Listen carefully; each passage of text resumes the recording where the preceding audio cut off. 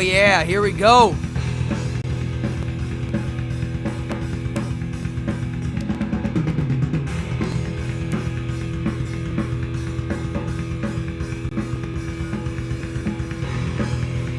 Episode 63. Let's do it.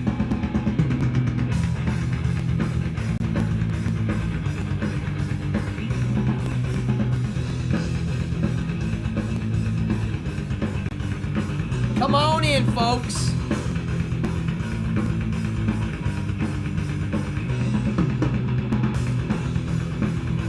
Cheers.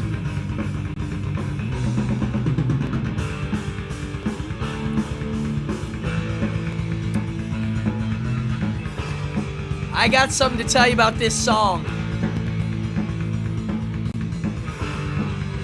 Here we go.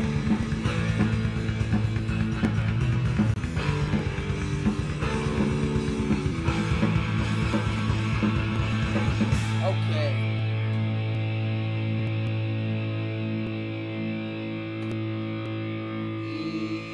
Yeah, oh, there we go. A little piano. All right, folks. What's up? Cardone here. This is Evening Hour Live. I am here Monday, Wednesday, and Friday. We got a great group in here tonight. We got a great show. I'm going to be honest, tonight's show was a lot to chew on for me in the last month or so. So I'm going to need some help. Wow, okay. A bunch of little things. First of all, if you're new to the channel and you're watching right now, hit that stupid subscribe button if you can. It means a lot because I'm trying to get to 1,000. It's getting there. What else? As for shows I'm doing, if you're in the NYC area, well, Thursdays, I'm at Wits End. It's a local joint right down the street. If you follow me on Instagram, Cardone Magic, you'll see when I'm always there. It's one of my favorite spots. I'm friends with the owner, and I've been doing magic there once a week, 3 years. And it's been fantastic. I actually hate working in restaurants, doing that kind of a gig, but not there. And if you came and saw it, you'd see why. The other thing is, next week, every Thursday is going to be a little different. It's now going to be a burlesque magic variety show that I'm curating. Wits End is producing it, and it starts next week. So I can't wait. It's more work, but oh my gosh. Oh, Ashworth, you got your mystery box. That incense, I sent him one of the incense sticks. I mix it up. Amanda got one too, and hers is different. The incense stick that you got in there, that stuff burns a long time. Just put it on the edge of some metal, like a metal ashtray, and it'll burn and stop when it gets to the metal. It will. The other thing is you only need a little bit of that stuff. It is powerful. It's dragon's blood resin. It's real resin from a dragon's blood tree. I'm glad you enjoyed it. I wanted it to just be a bunch of weird, fun stuff. And if you're in this chat right now, Ashworth got that box because he redeemed his points. Everybody's got points. Read the description or watch all the crazy stuff people start doing as the show moves along. You got to look in the chat for that. So Ashworth, thanks for all your support in the show. That's why this is fun. I love sending those boxes. Oh, so yeah, Wits End. Can't wait. A whole new world. I have a lot of projects going on right now. I have so much that when I wake up in the morning, my brain's like, ugh. My day job is running my own stuff, and it is a lot. I'm running things that are happening this week, next week, 6 months to a year away, and I'm working on all of these projects, and, you know, I'm a crazy punk rocker. I did not go to school for business. I am an artist in the true sense, but I've learned throughout the years how to do these projects, so this new thing at Wits End is brand new. I haven't produced a weekly show in a long time. So the other thing is, on Saturday, I'm back working at my nightclub that I've been working at since '02. And that is the Slipper Room, which is, or the world famous Slipper Room. I love it there. It's an old school variety nightclub. It's burlesque, it's variety, it's everything. And I love it, and it's still there. Yes, Dan P, come check out Wits End. It's literally, it's not cheap. The food there is very expensive, but it is the best food in New York City. I am not kidding. People come 2-3 hours away sometimes just to eat dinner there because of the quality of the food. If you look up the owner, you will see the reviews of the place are all over the place. Some people hate it.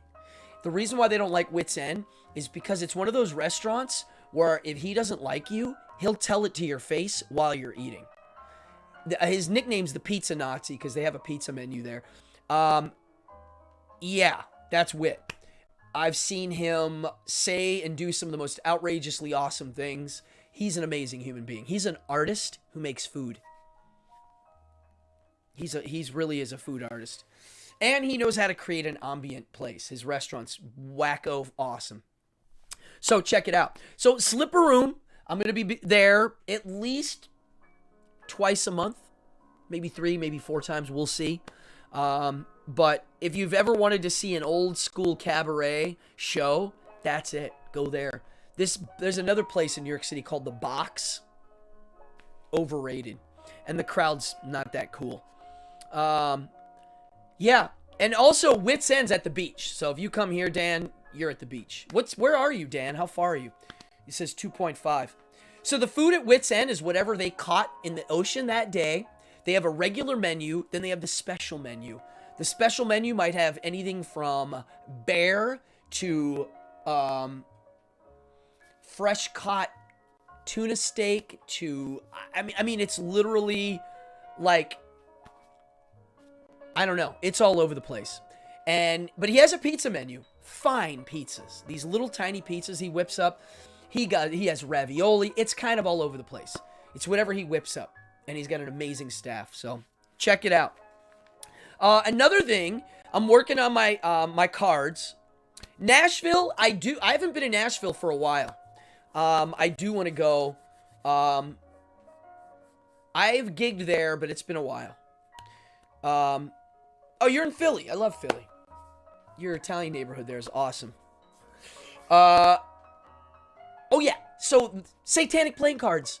We're moving it. It's good. So if anybody watching was one of the backers, it's amazing. It's actually moving along. Oh, bison burgers, yum.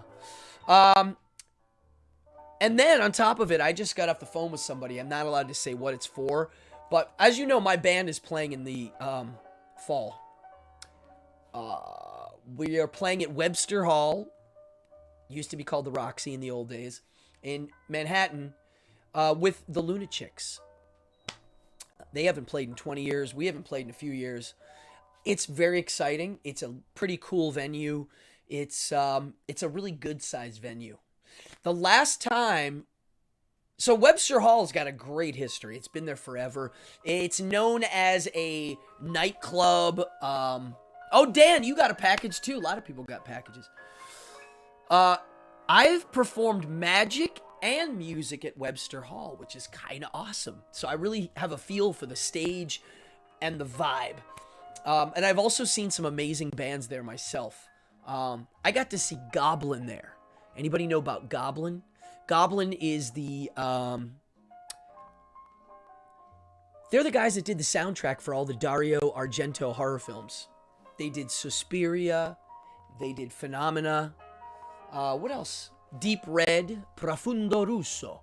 So I got to see them there. But my show that I did, I got to perform with in the Coney Island Sideshows Gala.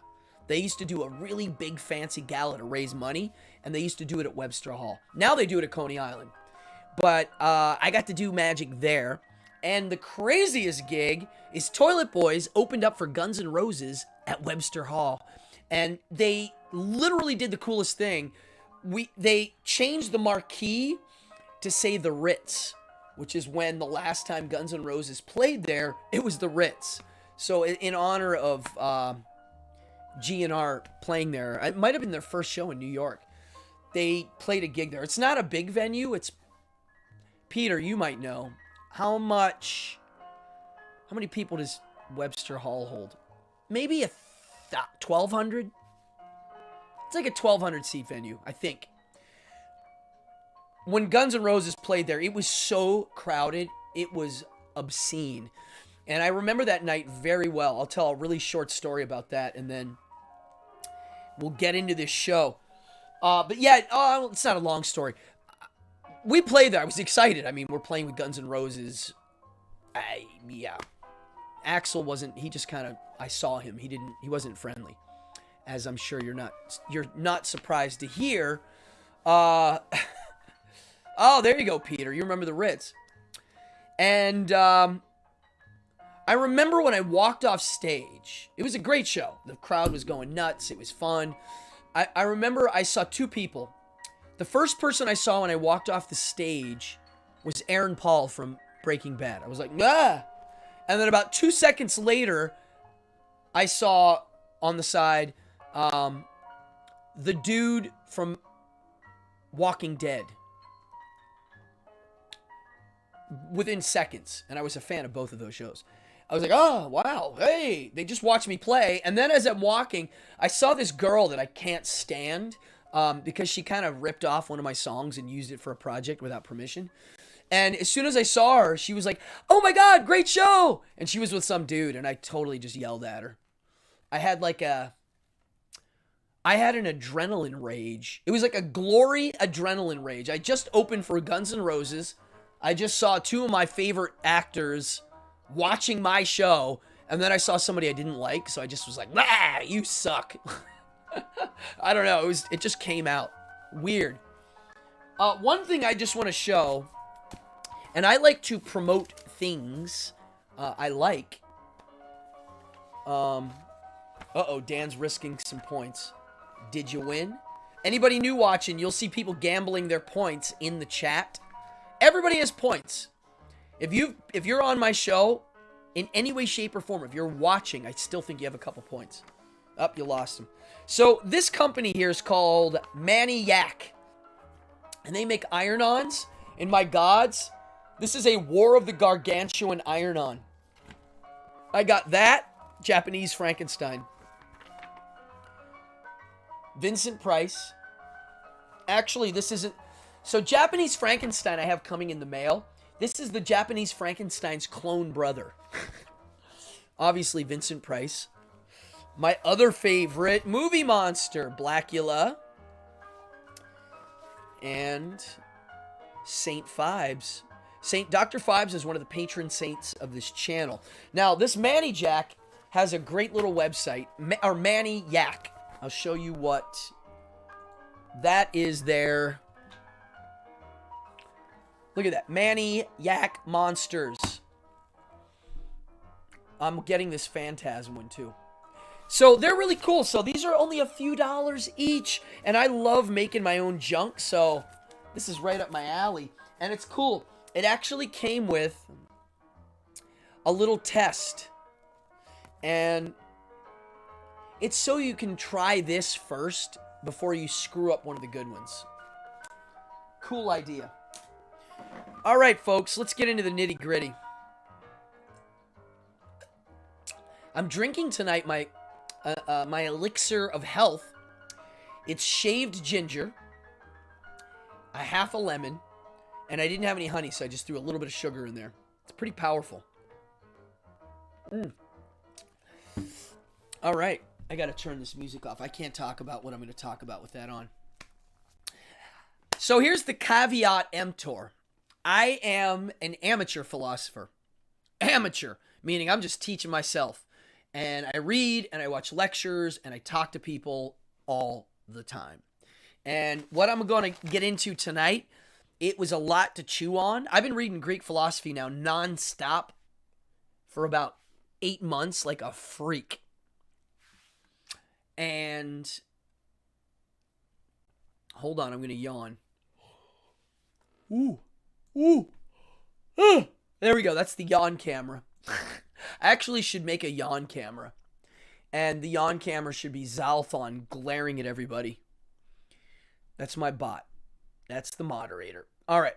So I was avoiding modern philosophy for a while. It was my idea of learning philosophy. I'm going to sit cross-legged and kind of weird here. It's easier to think. Ooh. Ginger, turmeric, and lemon, Peter says. I'm going to try the turmeric in here next time. I do like turmeric. I have it every day. Wow. Oh, yes! You got the all out?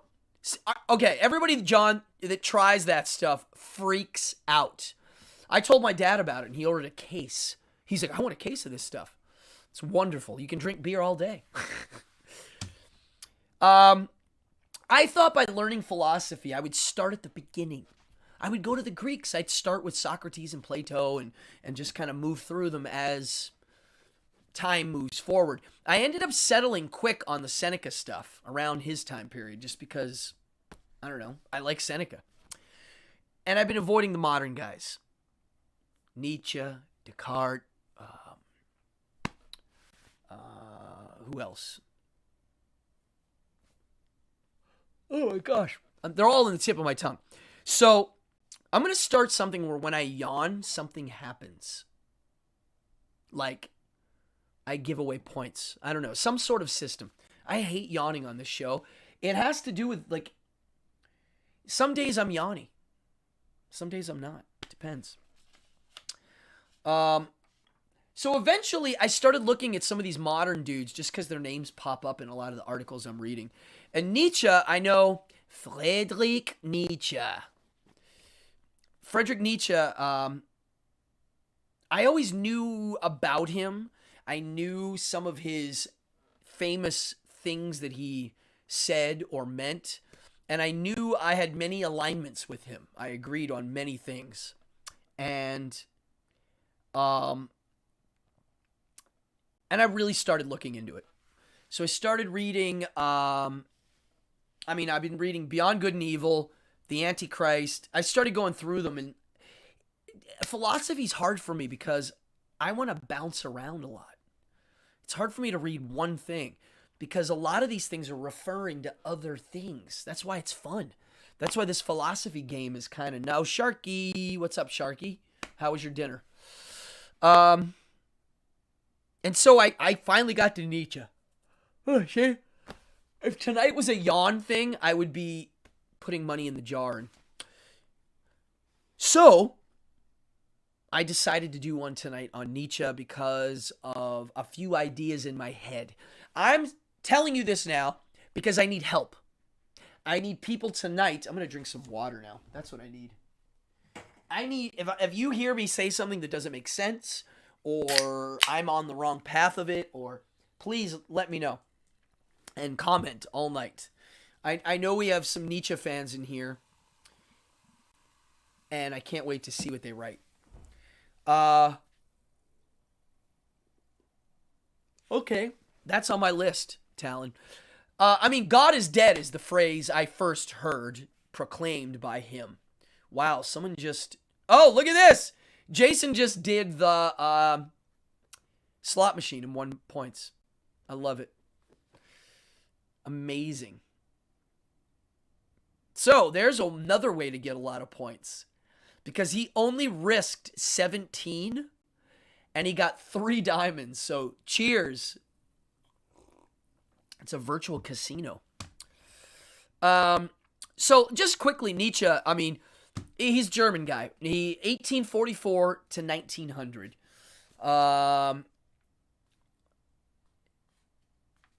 His father died when he was 4. And I think he bounced around Europe a little bit. He was always having bad health.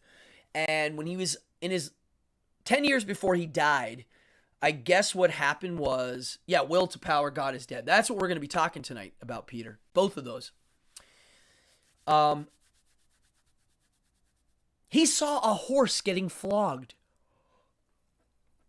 on the street, and it disturbed him. He had a meltdown, and from that moment on, it triggered insanity. And supposedly, his sister took care of him, and she was kind of a right-wing kook, and she would let people in their house to have a look at him because he was famous, which is weird. She probably was charging money. But supposedly she's the one that made his philosophy she leaned people towards it going to fascism. And it was her that did that. Even though when I read his stuff, it doesn't make me think of fascistic tendencies in a way.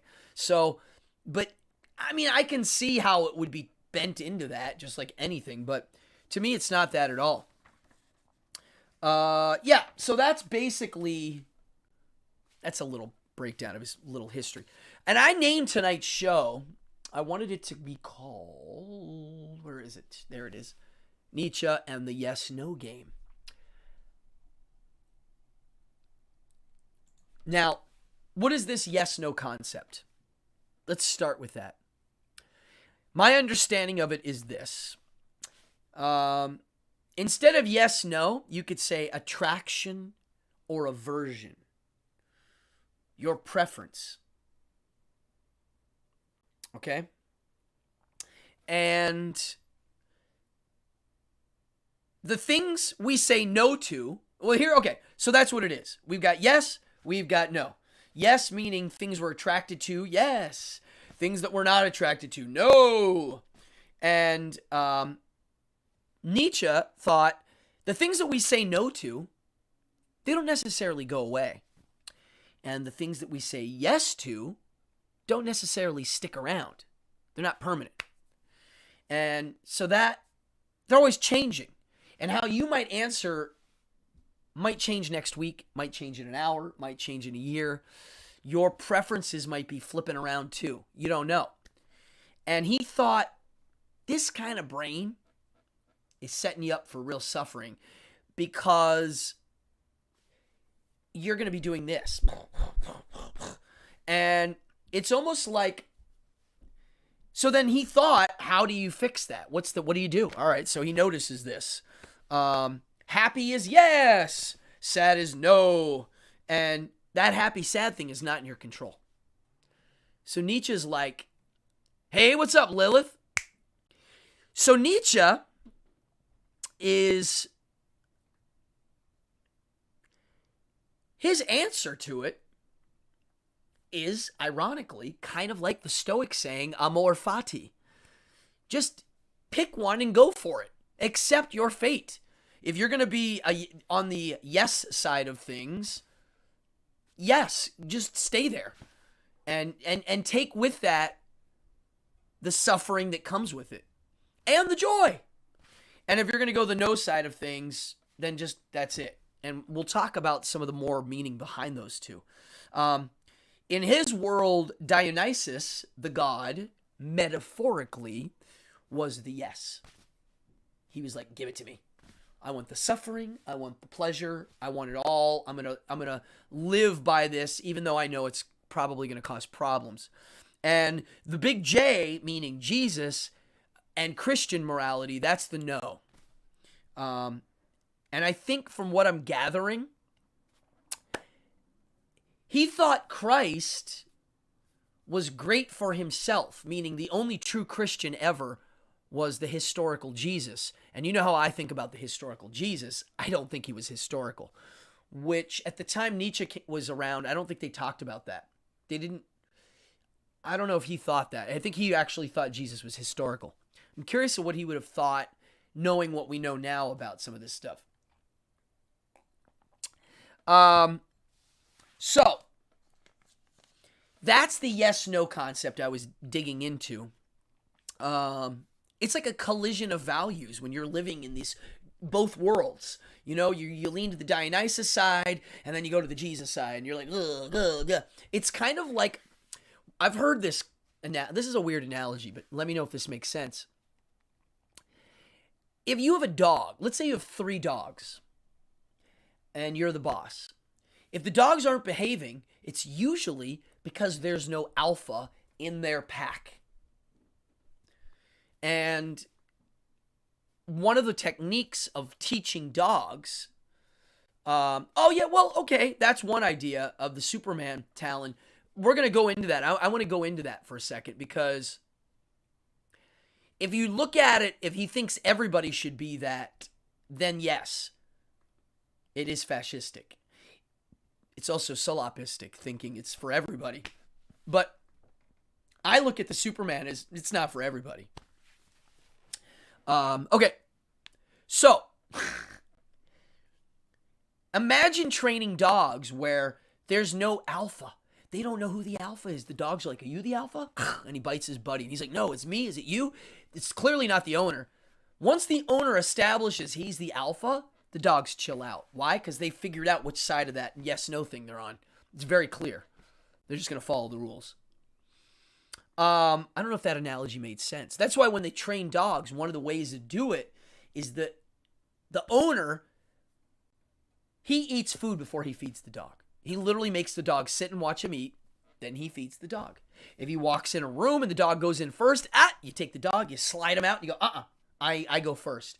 After months of this, eventually they go, he's the boss. And the dog calms down and their behavior's modified.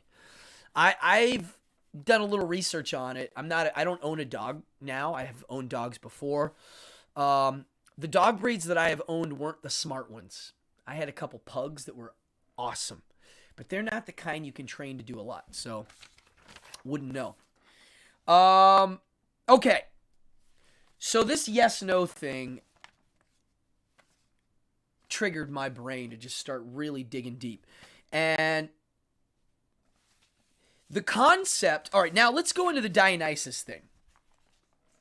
Why Dionysus? Why was that his ideal? Well, Nietzsche, when he first started doing philosophy, he decided to, here we go. I always thought all right, now I'm going to read some of these comments and then we're going to get into this. Yes, Talon, I do believe you're right on that. It is the Superman concept. But I don't know if he thought it was for all. I think he thought eventually it might naturally go that route, but I personally don't think it will. I always thought the idea of Nietzsche being appropriated fascism is strange. Yes, that's it, Dallas. Bam! That's what I was saying. Yes, Superman is highly individualistic and individual. Yeah, yes. You just wrote it out clear. Yes, if individualism is important in the Nietzsche philosophy, and the idea of this Superman, this person rising to this like level of greatness and power of sorts, it's not everybody. Not everybody can be that guy. I guess we can all try to be, but it doesn't mean it's going to be successful. Which is what I'm going to... Now that leads to this. Before we get to this, Nietzsche was studying the Greeks, and he loved it. And he, in book Birth of Tragedy,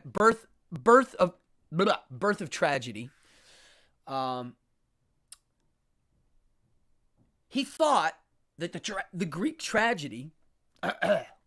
Speaking of tragedy, I'm going to choke. The Greek tragedy was an awesome art form. And it kind of like... It transcended pessimism and nihilism. It's like above it. And tragedy, through watching a tragedy, it's life affirming. It's like recognizing doom awaits us. And I agree. This is what I've learned from the Stoics. Doom is awaiting. Pain and suffering are here. There is no paradise in my framework of the afterlife. We have now. And it's like, okay, that's just not sounding great. But through watching a tragedy, we're able to transcend it, accept our fate, accept what it is. And I think that's what balances out the good. I'm curious of what a Nietzsche would have thought of the modern horror film. Because that's what horror films are. You know, you're confronting some harsh realities and learning from it. And he found two Greek gods as two good models of this duality. One is Apollo. This is the reason, this is the rationale, this is the calm, this is the artistically calculated, more meticulous. more like a classical type composer than a jazz composer, let's say. And then you have Dionysus. He's chaos, raw emotion. He's impulse. He's the jazz guy. And Dionysus, at the end of his life, has a tragedy. And he's like studying these Greek gods, and then he gets to Plato. And he thought Plato was more like the Apollo guy. And he was forgetting the Dionysus part. Being important. He just went all the way to this one side of logic and reason. And this is where the Nietzsche stuff starts to get combobulated in my brain. And tell me, everybody, Talon, I think Zalthon just attacked Talon's. I get discombobulated with Nietzsche more than anybody because some of the concepts are clashing with me. For instance, the Stoic stuff. It seems like he didn't like the Stoics because a lot of them had God stuff too mixed in, the Stoics, and I think he didn't like that. But I think he thought logic and reason weren't always that great. That's it. It's hard for me to say that. I do think logic and reason are a value that are pretty high, a virtue that's high. But he thought it's relative. I don't know. That's why I'm still I'm a very new student at this guy. I'm curious of what you guys think. Here you go. Interesting. The Jedi or the... Yes, okay. Yeah, okay. I kind of get this. Yeah, that's a good analogy, Dallas. I think Nietzsche thought that the real wisdom comes from the Dionysian side, from being kind of wild. Now that would be, I would look at it like a person who lives a really wild life learns, they become wise. They learn about suffering and tragedy and they move on. You could say that's what happened to the Buddha. You know, he saw this crazy stuff and it woke him up. Yeah, I hope this is making sense. It's helping me learn this because it is a lot to chew on. And I really think the Nietzsche stuff's great because it's almost like he's a philosopher that doesn't make me want to proclaim anything or even post a quote, even though I agree with his stuff, mostly. He makes me want to think. He makes me want to chew on stuff and reevaluate my view of the Stoics and the Epicurists and the Cynics and all those guys. It's like I have some magician guys that I read their work that they've published, and they don't make me ever want to do their magic tricks that they're teaching. It makes me want to go make my own. And I value those types of magicians. I hope that's how I am to people. That's why I'm always telling people, look, I'm a student here. I'm learning with you. And I'm not telling you my way is your way. I'm processing it and trying to apply it on how I view things during the day. And if I'm inspiring people to go make their own art or whatever, that's it. I don't want anybody to imitate me. I want them to go find their own path. So now let's get into... just reading here. Will to power. Wow. Whew. This is a lot. Okay. So the will to power. Let's talk about will to power. I believe Thus Spake Zarathustra is his first chewing on this idea. And then Beyond Good and Evil and his works after that, he starts to flesh it out. So when I first hear the word will to power, it just sounds like, aha, power, right? Lots of money, power. And as I started really digging into it, it's not that at all. Power is a relative term. Yeah, Talon, that's what I'm finding. really, I mean, the guy sounded like he was nuts, but it I don't know. It's fascinating. He was able to view some things and to tear some things apart in a manner that's uncanny. So, will to power, what is that? Let's go through it. I would say his version of will to power is this. If you ask me what I think our only thing is that we're basically here to do, I would say to survive, right? That's it. On the most core form, it's like I am programmed to stay alive and propagate Earth and keep my thing going. Nietzsche would say, yeah, but there's another thing above that, and that is will to power. And when I first heard that, I was like, not everybody wants to be powerful. But that's not what he's talking about. He's not talking about money or power or muscles. It's a concept, and I'm going to dig into it. No, they're not easy to read. His books, says Dallas. So, will to power. It is kind of vague, his meaning. An insatiable desire to manifest power. Maybe that's another way to write it. An insatiable desire to manifest power. Okay. To learn anything in the universe, we must start with something close to ourselves. Our experience. That's kind of what he was coming from.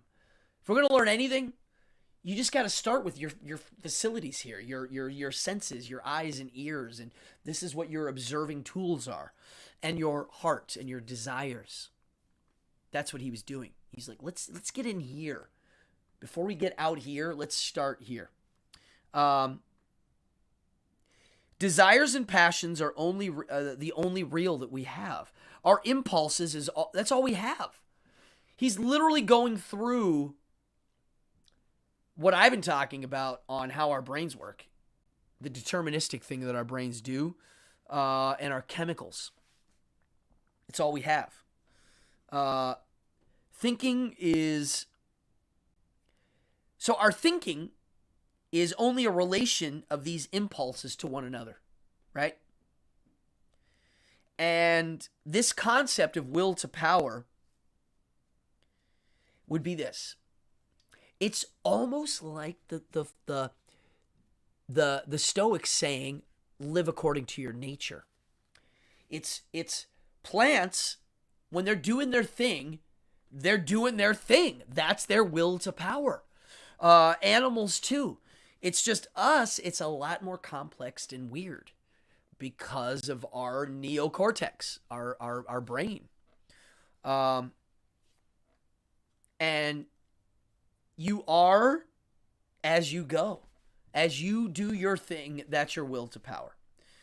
So that would mean a poor guy who's weak, who doesn't want power, that's his will to power. And it's not a political power. It's not that at all.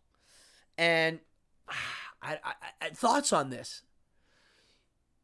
If it's the driving force for everything, I don't know. I don't know if this will to power thing is something I can chew on. Yeah, it's not for me. Like, I don't know. I don't know. It's something I need to think about more. I think our will to survive is above that in a sense. Right? Maybe, I'm learning now. What if his idea of will to power is like the idea that triangle concepts are more powerful than triangles? So you could get rid of all the triangles in the world. You could, here's one here. Let's say that's a triangle. You'd be like, I'm getting rid of it. But as long as I'm alive to know what a triangle's dimensions are in a plan form, triangles are never going anywhere. So the concept is actually more powerful. Maybe the will to power is that. So your survival, like I need to survive, I need to propagate. That would be like the triangle.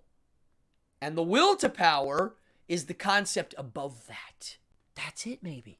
Tell me if I'm crazy, if that's it. I don't know. You guys are here. I'm chewing on this now and having some revelations now. See, this is how my brain works. I have to write that down. As soon as I get off, I'm going to write that down. Okay. Interesting. Okay. Well, let's talk about now the Superman or the Ubermensch, and let's talk about. Wow, I wrote a lot of notes in the last few days. I hate when I can't find some notes I wrote. Also, the other thing he came up with was this idea of atomistic thought, which I was trying to do research on, and it's hard to find. Atomistic thought would be the concept of everything being made of atoms goes back to like the Seneca times. Those guys were chatting about stuff like, I think even Epicurus had it. No, Epicurus was talking about that stuff. 300 BC. And atomistic thought is this, and I love this. Our brains are very Apollo Dionysus, Jesus the devil, Hulk Hogan, Andre the Giant, right? Good guy, bad guy. It's this. And atomistic thought is not that. It's like saying there's the universe. Great, and we're in it and God made it. But the atomistic version of that is the multiverse. It's the notion that there are so many things that could be that you can't even process. Most people don't think like that. Astrophysicists do. What do you call it? Quantum physics scientists. They're having to really open their mind up. And most people don't do that. They don't pull it out like this. When people say that there are UFOs, they're like, well, it's either the government thing or an alien. What if it's neither? What if they're humans from the future? What if they're dimensional people? What if they're in the ocean? What if they're people that have lived here for 1,000,000 years and we don't even know they're living here right now? Right? If there's an advanced culture that's thousands of years more advanced than us, they could easily cloak. Can we cloak ourselves from a native using modern technology? If you go in the jungle and find a native culture, could we use modern technology to cloak ourselves? Yes, is the answer. So that would be atomistic thought. Like there's way more ideas out there for what something could be. And I was trying to find more of the Nietzsche versions of these, and I couldn't. But on that dualistic thing that I'm talking about, this our brains are God and the devil, Nietzsche thought that this type of thinking is not healthy.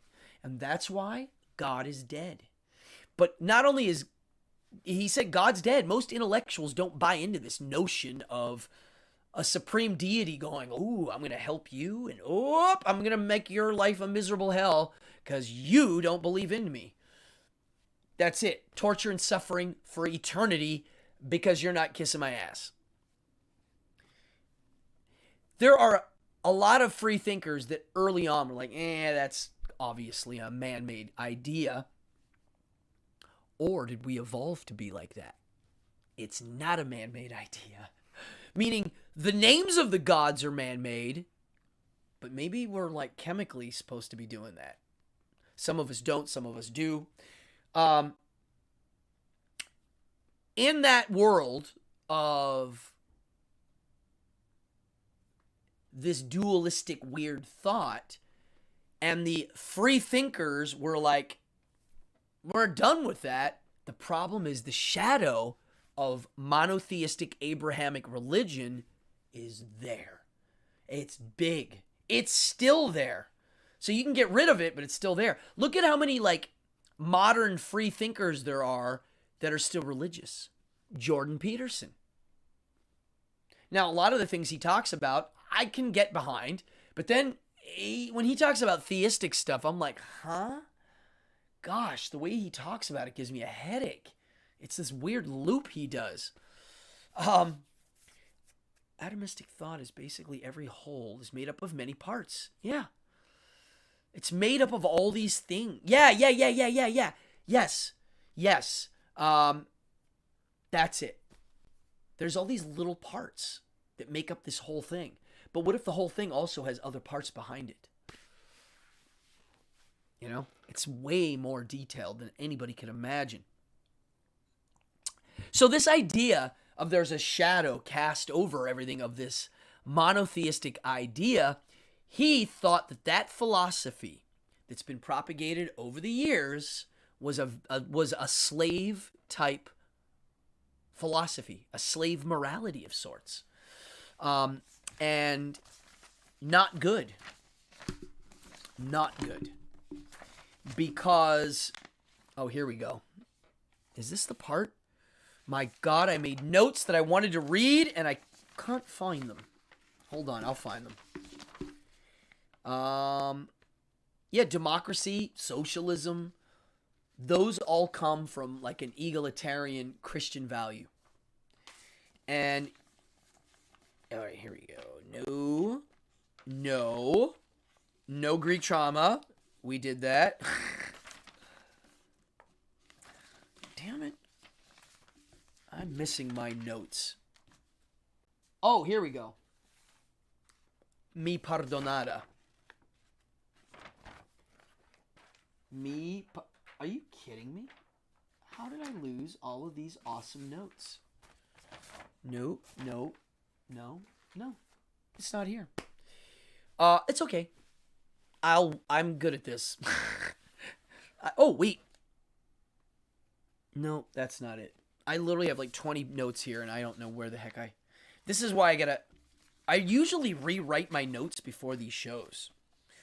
But tonight, I didn't. It's okay. So, basically, yeah, you're like, what's he doing down there with all these papers?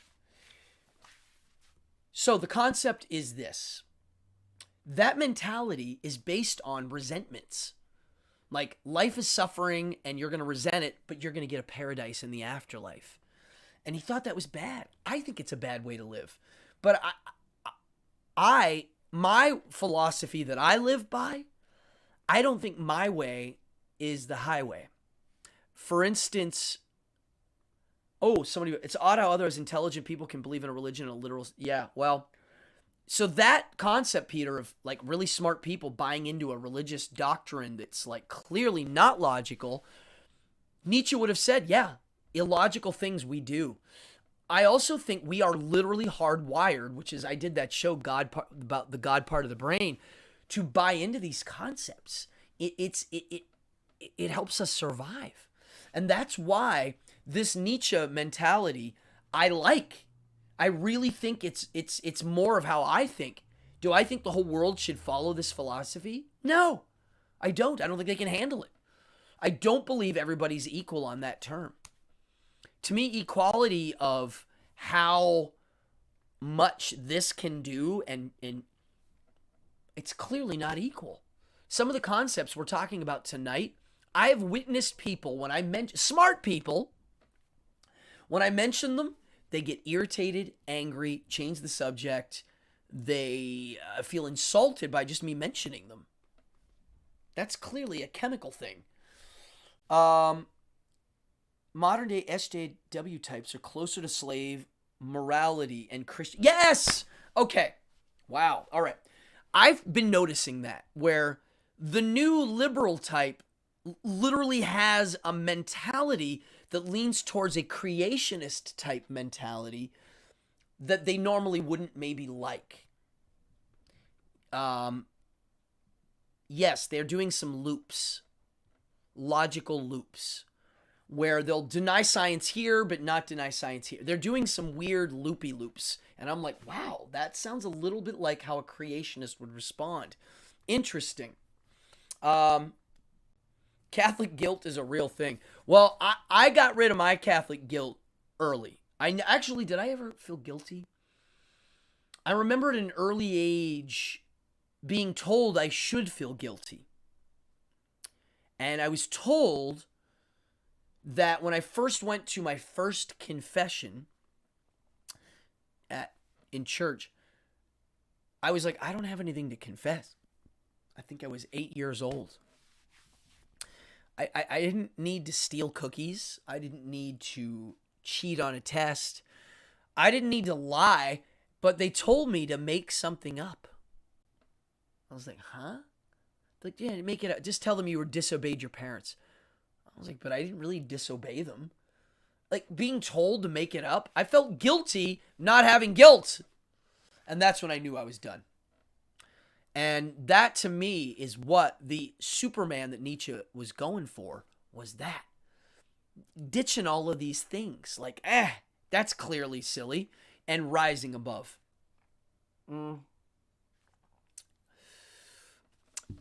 Yeah, people were acting illogically in the middle of the pandemic. And some of it was for show. Some of it was for fear. There was many reasons why people were doing things. On both sides. I'm not going to side with any side on that one. And I'm not on anybody's side. None. No. I saw illogical things being said and done on both sides for show and for fear-based reasons. And I really tried you. Yes. My mother. There's my mother chiming in. My mom stopped going to church early on, even though she identified with being culturally Catholic because of our Italian stuff.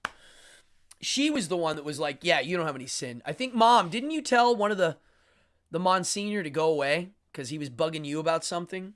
You should tell that story.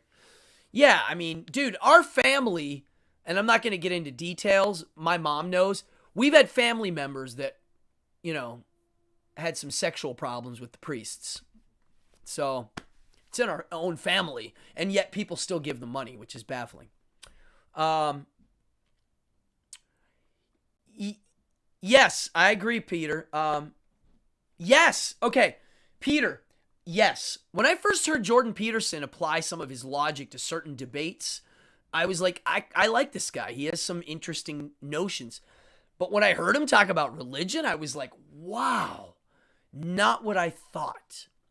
I would say in a nutshell, he, his way of looking at God is we're better off believing in it. Might as well. It's part of our DNA, so you might as well go with it.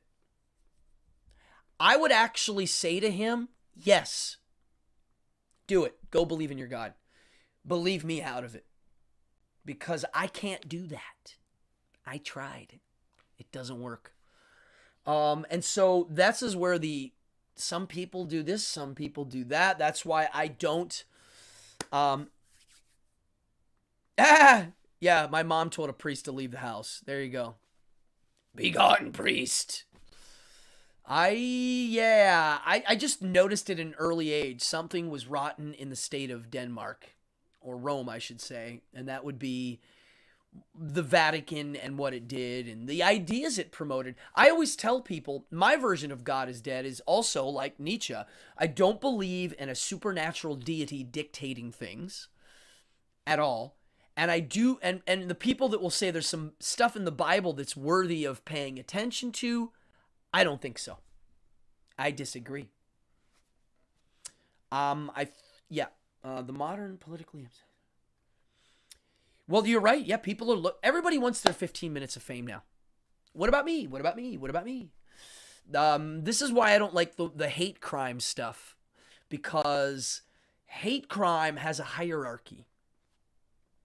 And there's a reason for it. It's not that there's no reason, that there's a hierarchy of hate, but there are people that don't get mentioned ever because they're not part of what the media is promoting as the hierarchy of hate. And I can speak from my own self that I've had to go through things where there's a lot, and I'm like, oh, he's a cis white guy. You have nothing to say. You should hear what I have to say one day. I won't talk about all of my stuff on here, but yeah, there's a hierarchy of hate. And so that's what it is. Well, yeah, okay, I agree. Yeah, it's hard to have values and not want to share them. It's not easy. I, I never think the way I look at the world is for everybody. I never did. I always knew my way is my way. And some people identify with that. And I know people that don't live my way and they cheer me on because they know I found my nature. Just like when I see a religious kook doing his thing, I don't have to cheer him on, but I'm like, okay, that's, as long as he's not disrupting my stuff, cool. But here's the problem, and this is where we're going to end tonight.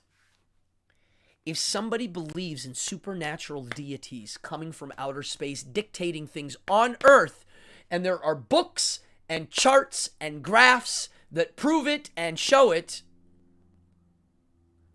their way, they're not going to be able to keep it to themselves. And you won't be able to debate it with them because they're dealing with invisible things, a supernatural.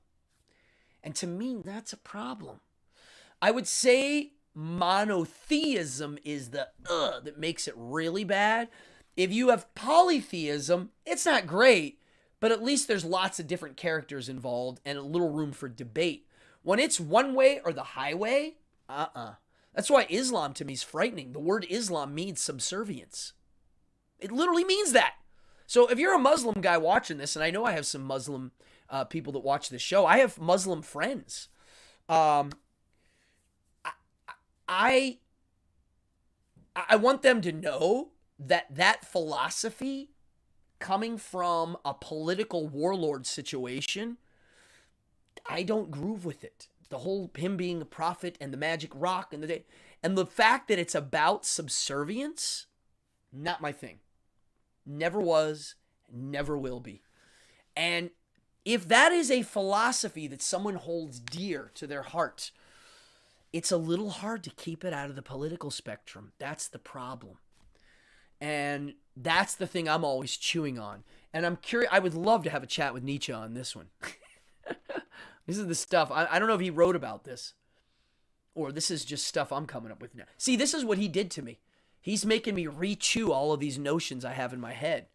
And I'm curious the whole, like, what would Nietzsche think about this? That's one thing I'd like to ask him about is, polytheism. I mean, the Greeks were polytheistic. And that's why it's funny that he found the two gods to represent modes of thought. He dualized it. See, even he did that. Maybe I found the chink in his armor. Well, I'm sure he rewrote this stuff. I think he changed his opinion on a lot of this stuff. Wow. My God. Folks, I'm not going to go on tonight too long. My head's ready to explode, and I'm going to actually start writing some notes as soon as I get off here, because it made me want to do some research on some other things. I hope you're doing the same. Well, the thing about Islam that's interesting, unlike the other religion, when people go, all religions suck, I don't like that either. Because like Sam Harris said, religion's like sports. You got badminton and you have MMA. That's the Sam Harris analogy. They're very different. Islam is the newest of the evil three. And it says in the religion basically not to reform it. The Jews were like, the prophet's coming. The Christians were like, he's here. The Jews were like, no, he's not. The Christians are like, he's here and he's coming again. And the Muslims are like, it's done. He came and it's over. There's no more chat. So that's why I think it's having a hard time reforming it. Because of that. There's a little bit of a problem. They don't have a central leader, and the clerics are like, that's it. You can't really interpret it much. There's an actual cleric that wrote math is bad. Number juggling's bad. Not Muhammad, but the other people after. And that's when all the great things that we love dearly came from the Arab world came to a screeching halt. Yeah, exactly. It's okay to criticize dogma. It doesn't mean you're... I agree. I don't get the whole, like...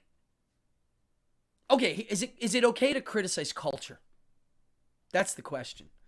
Dogma, yeah. How about literal culture? Because some cultures value genital mutilation. Our culture does. It's a tradition people don't talk about much. When my son was born, they literally in the hospital said to me, there's no proof there's any medical benefit to this at all. Do you want to circumcise your kid? My answer was absolutely not. I have friends that did it so their kid fit in the locker room. And guess what? In the locker room, their kid was the only one circumcised. So, what was your aha moment, Ruth? I'm curious. Because I have aha moments daily these days. Oh my God. This philosophy stuff is making my head like, ah, but in a good way. I love meeting people and asking them what they think about this stuff. I do meet people that are like, as soon as I bring up philosophy stuff, I know people that are all over it. I had a buddy tonight who's I don't know if I would call a conservative Christian, but I would call him a Christian. He might be watching now. And we had a little back and forth online about the meaning of life. And I was like, there's no meaning of life. And I found meaning. I made my own meaning. And he was like, isn't that like a contradiction? And we went back and forth, but it was awesome. And I don't take offense to anything, and I hope he didn't either. I love talking about this stuff. I never think less of him. I think one of the problems a lot of people do is they assume religious-minded people are stupid. They just put the stupid tag on it. I don't do that. I think you can be super religious and super smart. I think it has to do with some wiring. I don't think it has to do with stupid wiring, but our brains evolved to compartmentalize things. And, you could be a conservative young earth creationist and also be a molecular evolutionary biologist. It's possible. They exist. And I think it's not a good thing to just be like, you're dumb. No. I don't think conservative Christians who are creationists look at atheists and go, you're stupid. They don't do that. They think that you're being, if you're an atheist, selfish, or you're denying fact to suit your own evil ways. Like, yeah, that's what I think. But I think a lot of atheists look at conservative Christians or creationists and think they're dumb. I never do that. I have Muslim friends, Christian friends. I have Satanist friends. I have Buddhist friends. I have the whole gambit. And I actually am close to all of these people. Some of the smartest people I know are religious. Well, yeah. I mean, clearly, I'm telling you, it's not a smart thing. It's more of how our minds work. And I do believe we are hardwired to believe in invisible deities. I don't think we all do it. I don't. But I think we evolved to. I think it's one of those things. Well, and they tell you to read the Bible. Yeah, I think a lot of us atheists have read the Bible a lot more than the theists, which is funny. The Bible is poorly edited. It's not good. And I don't know why it's called the Bible. It should be called a Bible, because the word Bible means book. That's just my own little. I like history too. Oh, this is getting juicy. I know religious people who admit that they are only religious because believing in a benevolent God is the only way they can feel comfortable. Wow, that's a logical justification of it. That's almost like, what is it? Occam's razor. Or not Occam's razor. What's the argument? What's the name of the argument where you're like, I could either believe in God or not? What are the benefits? What do you call that? Is that Occam's razor? I always mix up the names. Yeah, so Catholics, I always joke with Catholics. I'm like, where's the Bible in Catholic Church? Because when I grew up, there was no Bible. You look around, there's no one has a Bible. There's the missalette in the pew, and it's excerpts from the Bible, but it's not the Bible. The priests thought the Bible's too hard to read. They'll read it for us. That's what they thought. Yes, that's what I would do, Ruth. I would be good at the Bible stuff if I did Jeopardy. Wait, you worked at Jeopardy? I didn't know that. Wow. I didn't know that. That's cool. I didn't know that, Lilith. That you were educated by the Jesuits. People pretending to be religious for their own notion. Pascal's wager, not Occam's razor. Occam's razor is closest. The closest one is the right one, probably. Right, Pascal's wager. Blah. Yeah, and Pascal picked God. Kind of like Jordan Peterson might say the same.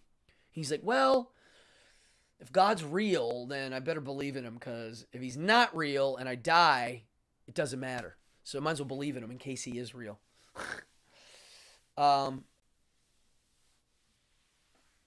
Indoctrination of children. Yeah. They start early with little kids on the Jesus stuff and the Bible stuff. It just... And Jewish kids and Muslim kids. It's like they really do use brainwashing tricks and they don't realize it. I didn't know that, Ruth. Wow. Here, I'm going to raise a glass to that. Congrats on your Emmy. I didn't know. That's cool. And Jeopardy. I mean, wow. Hey, Andrew Harmon, there you're in here. I just mentioned you. I just said I had a really great chat with a friend who's a Christian. I have friends all over the gambit, and I love that about my life. I try not to compartmentalize those things. I love hearing people's point of view, the who, the what, the where, the why, and the how.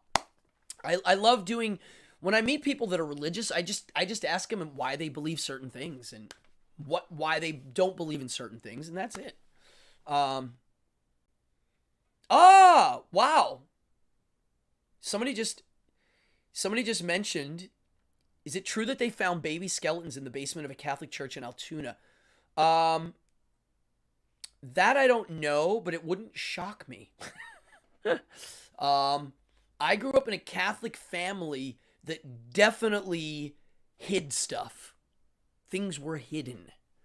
Mom, can I mention Ilda? I mean, we have some family members that, yeah, I was told crazy things as a kid about the Bible stuff. And when I ask questions about it, I got scolded. And to me, that's a sign of something's wrong. And I always tell my religious friends, I couldn't wrap my head around the concept. And the concept is this. I had one of my religious friends was trying to get me to go to church, and I said, look, I'll go tomorrow if you can explain one thing to me. And they're like, all right, cool. I'm sure they were burning Andrew. No, come on. Andrew Harmon is a really talented cartoon artist. Really talented. Brilliant artist. I mean, whenever you post stuff, I'm like, beautiful. So here's the question to a religious Christian. God was bored, decided to create things, created this very little paradise, and he created a creature in his own image, somebody like him to populate the earth. He gave them free will, and because of the free will, they made a bad choice. And because of that bad choice, he cursed them for all eternity. He eventually realized that was a bad idea, so he wanted to fix the problem. So he sent himself to sacrifice himself to himself to fix the problem he originally created, to open up the gates of heaven. He was the final blood sacrifice in a long line of blood magic, sacrificing animals for God because he likes the smell of burning bulls and other animals to be killed, which is the Old Testament God. He thought, I'm going to kill my own son as the last one. So he sacrificed himself to himself to stop the problem he himself originally created. If somebody can explain that to me, I'll go to church tomorrow. That's why I left that mode of thought as a child, because I remember thinking about it like I think about philosophy. I unpack it. I want to know.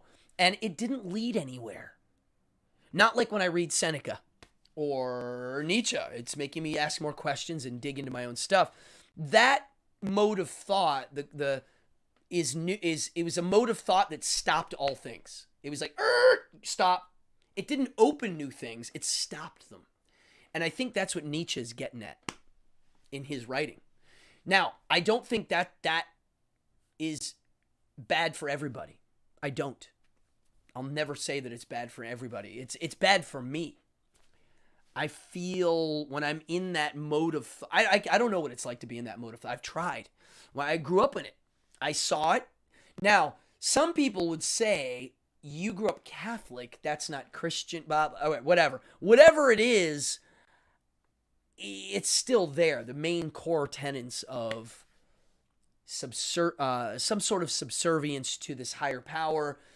I feel not subservient to a higher power, but I am in awe of the beyond that I will never understand. That's my way of looking at it. I do have a transcendental feeling when I look up at the sky. And I think a lot of people think that it must be sad being an atheist. But I'm an atheist agnostic. Atheist meaning, do you believe in God? No. Is there a God? I don't know. Do you believe in God? No.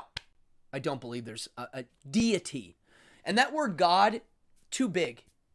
I don't like the word God. I never did, because everybody has their different version of God, of how they imagine it. Even amongst Christians, they have a different version of what they believe in as a God. Andrew, I have something for you to look up. Look up the Gospels that weren't included in the Bible that were legit. Like, people were running around thinking these ideas. And they're very different than that version of the Bible. And the Bible that we all have came from the Catholics. I mean, Constantine, those guys. They're the ones that kind of started snipping it together. Wow. Whoa, what's this? Dude, there's so much. Oh, wow. I love this. The bones in Altoona, I'm going to look up. Well, people don't realize the meanings of all these words. Agnostic, atheist. I thought the word agnostic meant you believe in God, you just don't know what it is. That is not agnostic. That is the wrong definition. It's Gnostic meaning knowledge. Do you have knowledge of this? Well, how the heck would I have knowledge of that? I can't believe someone would say they do have knowledge of it. I don't, yeah, yes. How would I mean, there could be something so far outside of the multiverse that it's beyond my imagination. I have one thought I'm going to end with. I keep saying I'm going to end because it's so much fun talking about this stuff. I was doing a magic show for a rabbi, and I've mentioned this before, and, we were hanging out at the end. I was just chilling with him, and we were talking about God, and I wasn't giving him what my whole thing is, but I always try to find a common ground and kind of dig it out. And he was asking me what I would say to my kids about a God. And I said, well, I describe God to my kids as this. Oh, that's a good one, Andrew. Here, let's chat about that. I'm curious of which terms, too. Well, yeah, because atheist meaning believe in God. I do not believe in a God. Just like I can't put a gun to someone's head and say, do you believe in Santa? No. All right, you have to believe in Santa or I'm going to pull the trigger. How do you... Okay, I believe in Santa, but if you had a radar to go in their brain, you'd be like, he's just saying that to not die. He doesn't really believe in it. So I truly don't believe there's some sort of smart little force out there running around doing stuff. So And this ties right into it. The rabbi asked me how I describe God to my kids. And this is the atomistic thought that Nietzsche is bringing up is I don't think is this duality of a guy running the show and me as the slave. I'm like, dude, for me, God is literally like taking a DVD player and trying to explain it, what it does and how it works, to an ant. Is it possible? No, never going to happen. If the ant evolves another 100 million years, maybe he would be able to understand what a DVD player can do. But in this moment, he ain't going to understand. To me, that's what God is. It's beyond even describing what it could be. And he went, that's how I describe it to my kids, except there's only one. And I was like, okay, I see that you're branding. He was branding. He's like, we only have one. And I'm like, okay, but for me, one or 100,000 gods, what's the difference? Who cares? I mean, to me, there's no difference. But there's only one. And I was like, okay, I'm not going to sit here and debate this with this guy. He just hired me to do a magic show. I was like, oh, okay, there's one, and I move on. I'm not, again, I can't convince him to stop the notion that he's going down. I like, what's this? I'm going to look it up. Oh, I did hear about the one in Ireland. Yes. I'm going to look it up. This is really interesting. Yeah, I love this thought and this chatter. It's my favorite thing to do. I'm going to be honest. My favorite thing to do is to sit in my porch on a warm summer night and bounce ideas. What else do we have? This is how we grow. This is how we learn. If somebody can turn me on to something new to do with this thinking I'm doing, point me, I'll go. Humans can't just be okay with not knowing. I will add one word to that. Some humans can't be just okay with not knowing. Some things I don't need to know about. Other things I do need to. Hey, thank you, Dallas. All of these tips go right in the show. Thank you. That means a lot. Bada bing, bada boom. Grazie. Yeah, all we have is chitter chatter. And when I'm sitting on my porch and I'm just going at it with somebody in a fun manner. I don't like debating on a mean term. When I was young, I might have. But there's no point. I know, dude, you and me, Ruth, we'd be like porch chatter for hours. Seriously. Well, most of the people in here that I know, yeah, of course. Even Andrew, like if we were hanging, dude, I could talk to you for 10 hours without even blink. If I can sit and play Dungeons and Dragons for 10 hours, I can do this for 10 hours. I love it. And on that note, it's Wednesday and I got things to do. I thank everybody in here. We got a really good crew tonight. Tonight was one of my favorite shows. Recently, I've been doing some really fun ones. My Liberace show, I loved. Tuesday, listen, folks, I might be doing this now 4 nights a week. Last night, I broadcasted from my living room, which is that way. I just turned the camera. Me playing role-playing games. What the heck is that? Me dungeon mastering my group. And we need to get a better microphone. It's a little technically different. Thank you, William, for watching, brother. Thank you. Thanks for your support, too. I started we're going to start broadcasting them every week. And whoever wants to watch. My mom watched it, and she was like, it's complicated. Like, I mean, we're telling a story. Yeah, of course, I'd like to meet everybody here and do a chat. It would be crazy fun. Really, it would. So I'm going to end with my outro, and then I'm going to show my trailer. Now, that song at the beginning of my show, there's 2 songs. There's the one that's before it starts, and then there's the one with the really like heavy straight one. That name of that song's called Hero, and I wrote it as an intro to a record that never got released. And I wrote an intro and an outro, and I don't know what I was thinking when I wrote it, but I was thinking of the Ubermensch, the Uberman, the Superman, the hero. It's a triumphant song. It's somebody rising above and becoming the greatest person they can by making all of their inside things and all the resources they have using them to the best of their ability. And that's what that song's called. So that's the theme song of my role-playing game show. So, folks, my name is Cardone. This is Evening Hour, episode 63. Thank you. Thank you. Really. Great show tonight. I have a lot to do. This has made me want to think more. You guys rule. Party on. I'm out.